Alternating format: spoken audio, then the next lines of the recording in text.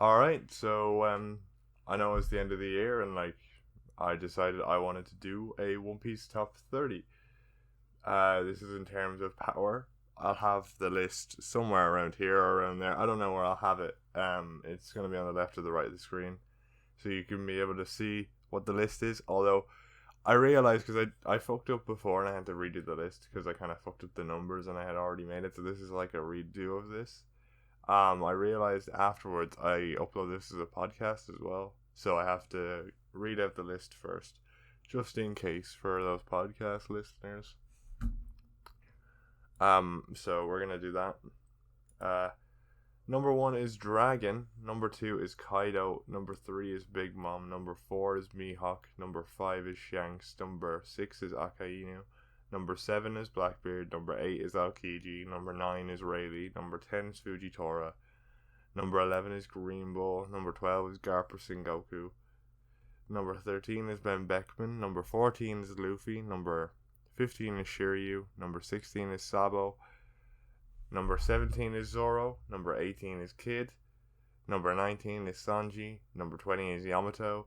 Number 21 is Law. Number 22 is Marco. Number 23 is Lucky Roo. Number 24 is Kizaru. Number 25 is Katakuri. Number 26 is King. Number 27 is Dofi. Number 28 is Boa. Number 29 is Jinbei. And number 30 is Killer. Now, I'm going to go through the controversial picks of this list in my opinion.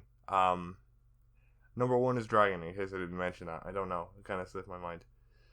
And I'm going to just talk about why I put them there and my opinions on it. So we're going to start with number 1 being Dragon, because I feel like that's one of my most controversial takes. Because Dragon, to me, he hasn't got many feats, but to me, to be opposing the world government in the way he is, he would have to be the strongest in the verse currently alive. And I think that alone, and the most wanted man, like, knowledge, alright, if we were talking knowledge, if they cared too much about knowledge, they would have that bounty on Robin. But they know she's not that strong. So they're like, compared to who's on this list, by the way, she is strong, but just not in the top 30. But they're terrified of Dragon. Dragon, like, they shit themselves when they think of Dragon, you know what I mean? So I'm thinking right now that it has to be a case where he's number 1 in the verse. And the reason I can put him above Kaido without feeling bad is because he's more secretive. So how is he going to get the strongest in the world title? You know what I mean? Kaido's more open compared to Dragon.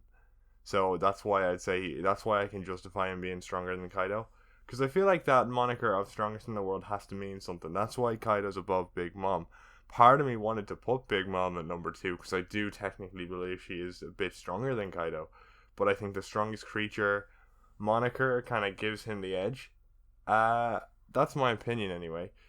And I think I was rubbing my hands when I did this. I was like rubbing my hands and making a maniacal laugh when I did this. I was like, oh yeah, here we go. Number 4 is Mihawk.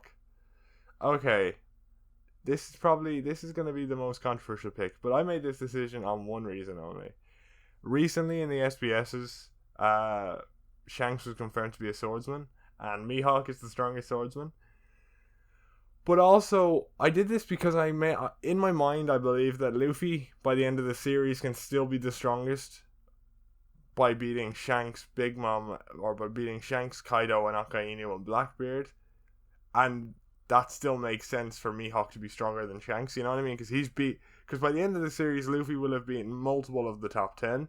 So it's like, at that point, you can be like, okay, he can be the strongest, even if Mihawk is stronger than Shanks. That is my opinion. That's why I put Zoro's rival ahead of Luffy's rival. Because Luffy's obviously going to be top 1 at the end of the series, right?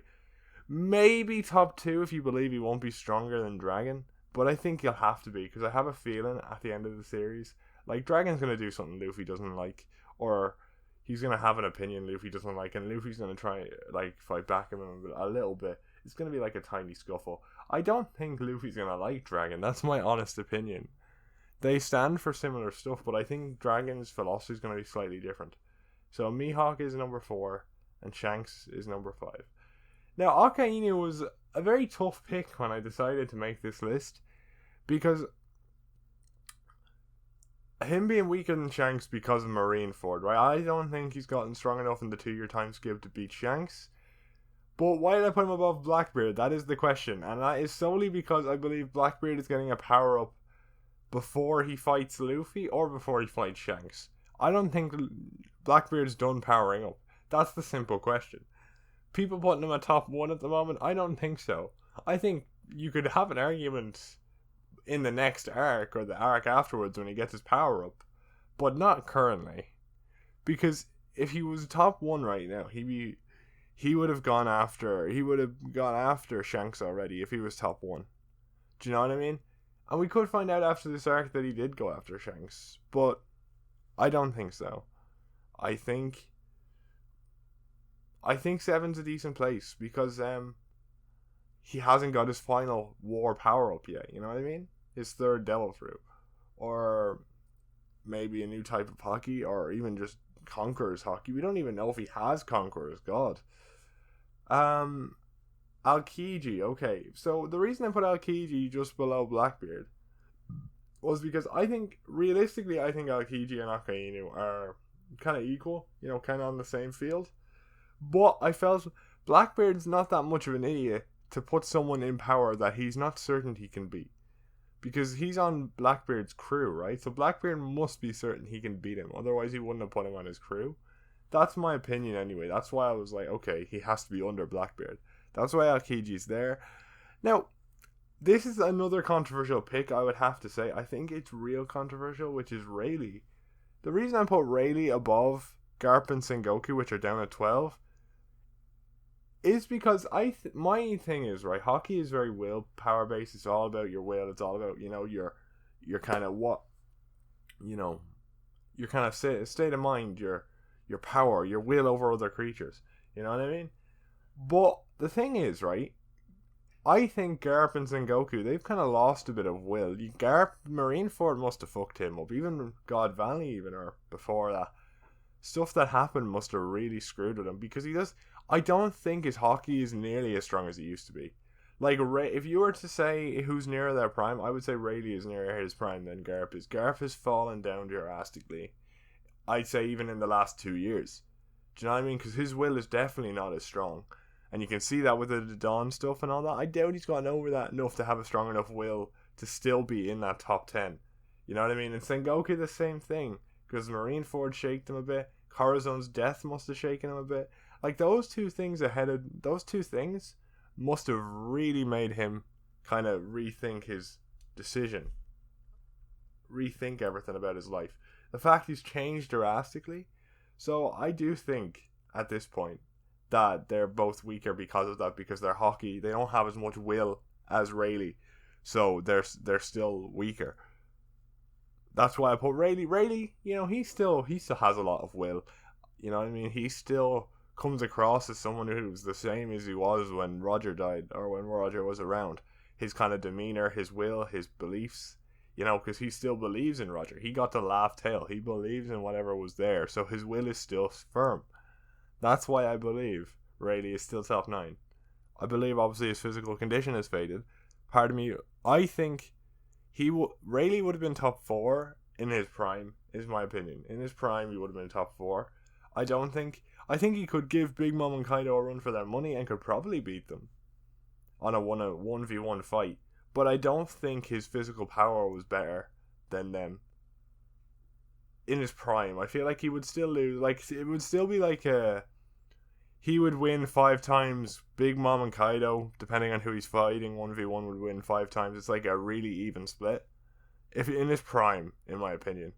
Now, the two admirals, I put Fujitora above Green Bull for very simple reasons. And it's the same reason I put Rayleigh. Because Fujitora, I feel like his beliefs were strengthened because of Dressrosa. You know what I mean? So then his will is stronger now because of Dressrosa. So because of that, I put him above Green Bull. Because we know nothing about Green Bull, so I don't know how strong his will is. So I didn't really have any way to judge his hockey, right? And obviously he's an admiral, so we're going to put him there.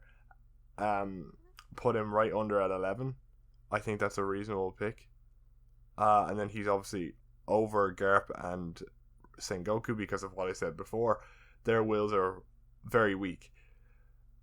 Now Ben Beckman I put at 13, and now I put Ben Beckman at 13 because I believe that's what makes Shanks different from the other Yonko, right? The fact that he has a second in command that is almost, that is Yonko level. You know what I mean? That is what makes him different. And then I put Luffy at 14.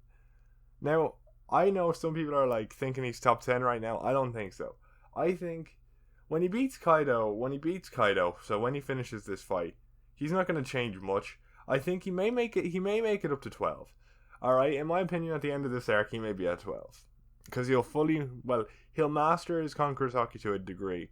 And he will have beaten Kaido. Severely injured, right? Kaido is bruised and battered before he even fought Luffy on the rooftop with the five supernova. So you gotta understand, Kaido is taking shit from like all of the top 50. Like everyone on this list, like he's taken. Okay, let's see. He's taken a beating from Yamato. He's taken a beating from Zoro. He's taken a beating from Kid. Okay, he's taken a beating from the top tiers of the list. He's taken a bit of damage from Marco. He's taken damage from Luffy. You know, in this arc, he's taken so much damage, and then probably the people in the bottom 50, like the 50s and the 40s, he's also taking damage from them, so the scabbards and stuff like that. So a number for Luffy being 14 and still beating Kaido in this arc makes sense. You know what I mean? Because of all that. So I'm comfortable with his listing right now. Now, the reason I put Shiryu at 15 is because I would have put Sabo above Shiryu, but I just believe that he needs to be at least a couple places above Zoro, because he's Zoro's opponent in Blackbeard's crew. So I just did that. I actually do think Sabo's stronger than Shiryu, but I think when you're one place under a character, it's like very minimal. So I thought you're still giving Sabo the respect he deserves. I just think if he's going to be fighting Zoro, he needs to be a couple places above Zoro. That's just my opinion, to be honest. That's why I put him there. Sabo at 16. I feel like I need to justify this, because I was thinking about putting him above Luffy. I really was, okay? Like, that was a thought process that came to my mind at one point. Like, should I put Sabo above Luffy at 16? I did think about it. Like, they were about to switch places. Well, no, Shiryu was going to go 15. But he didn't because of that. Because of what I needed Shiryu to be because of Zoro, where Zoro is. Would I have put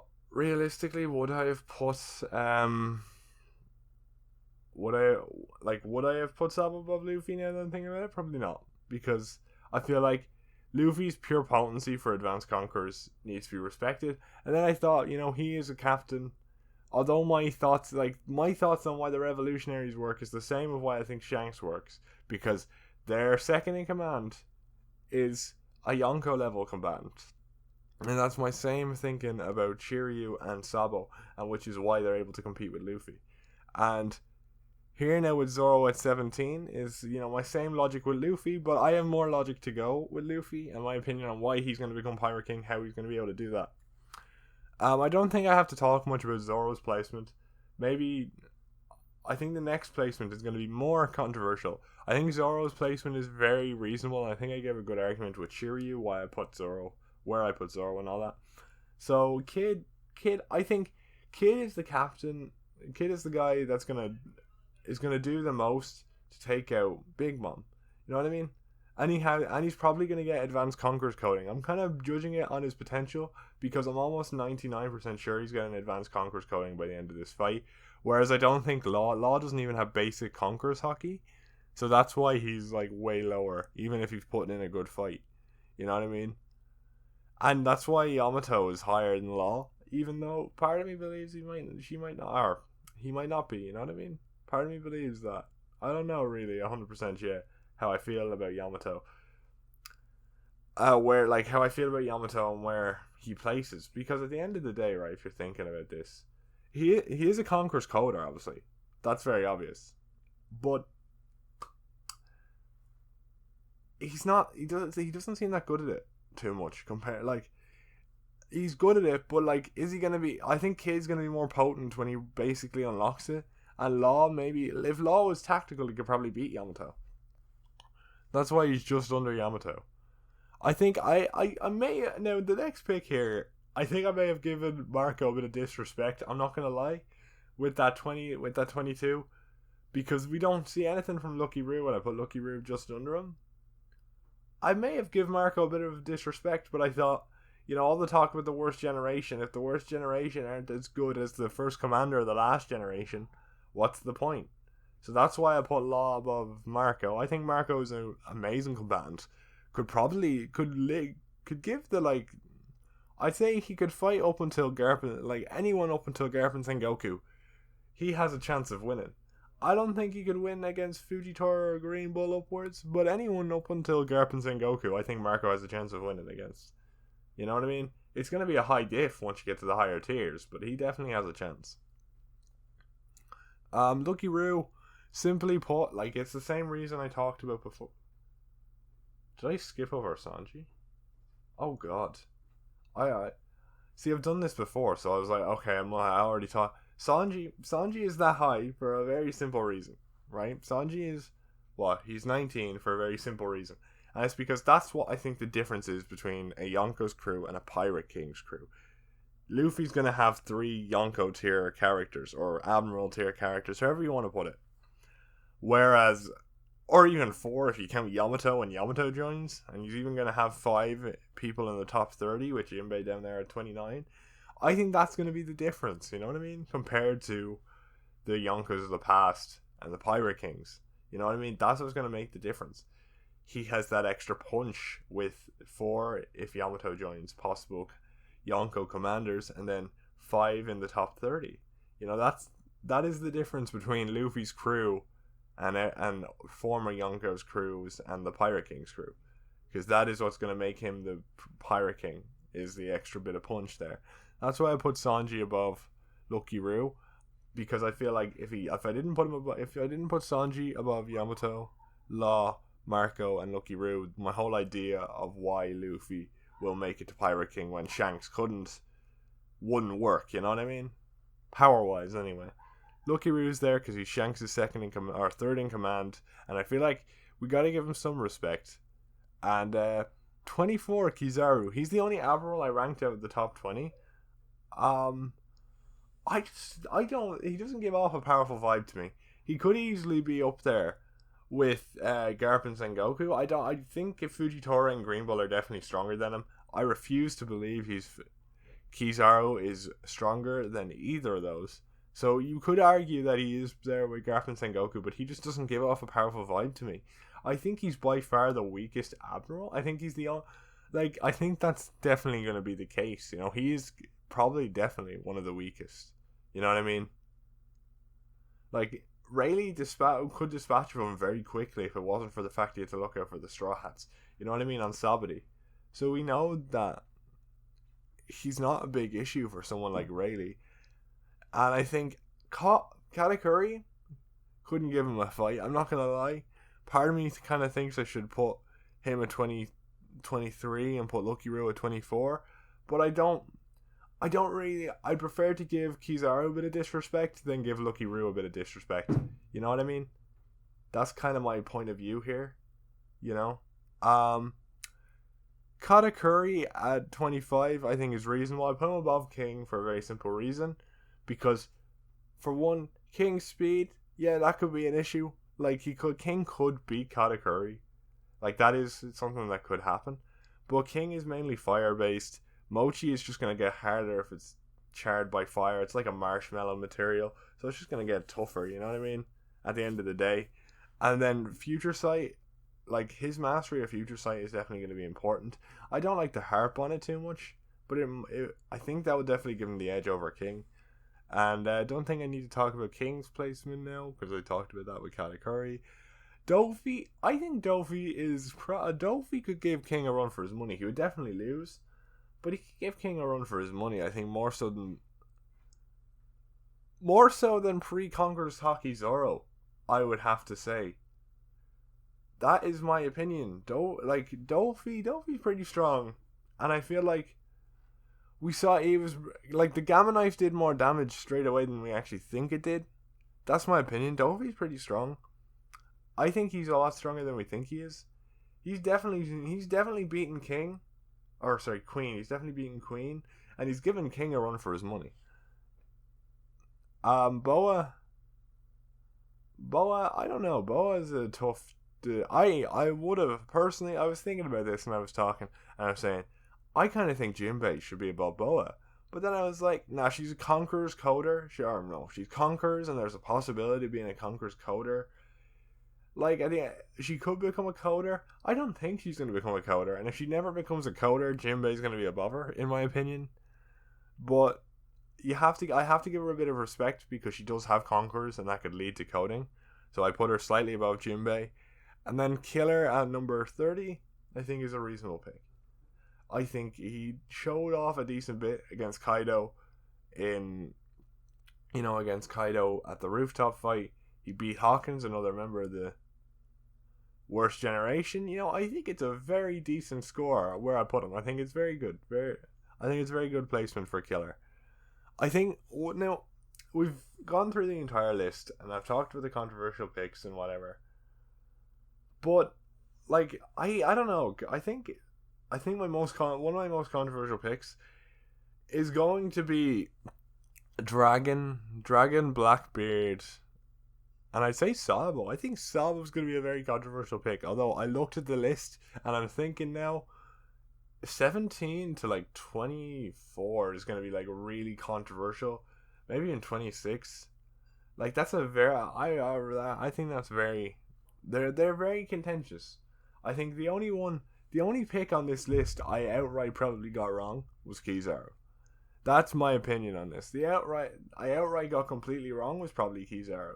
Realistically, Kizaru is probably top 12, but I am going to be real. He doesn't give off a powerful vibe, as I said before, and I feel like you have to have a weak link, and I feel like in a big trio like that who has had five known powerhouses, one of the powerhouses has to be a weak link, and I feel like that is Kizaru, and I have the same idea with the Straw Hats. The weak link out of the Straw Hats is Chopper, right?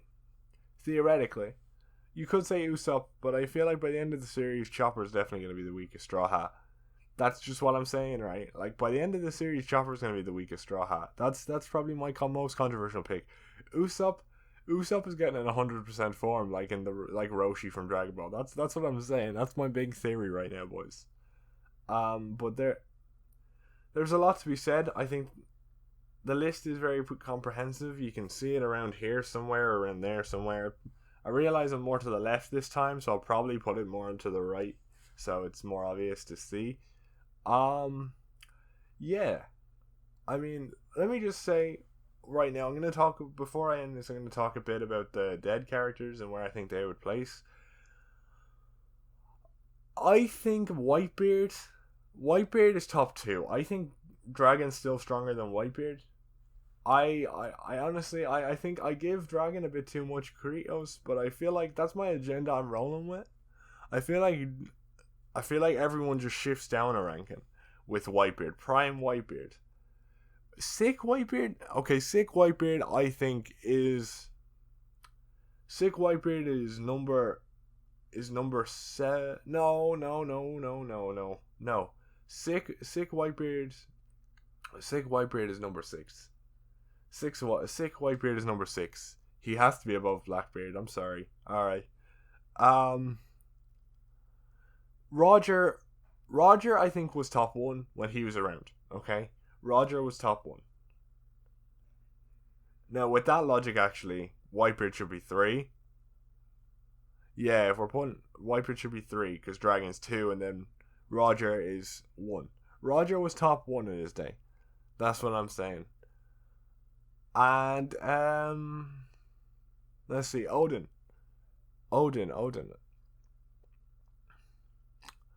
Odin's top 5. Because if he's competing against Kaido, no, maybe not top 5. Because if we're saying he's top 5, he should have had an easier time against Kaido. So maybe top 8. Yeah, he's probably where Al-Quiji is. That's Odin. Probably, yeah. Odin top 8. Alright, so we talked about all the major dead characters, all the ones that will be in the top 30 anyway, if they were alive still today.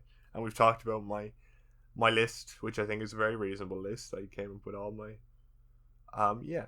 But anyway, it's New Year's Eve when I'm making this, so Happy New Year's.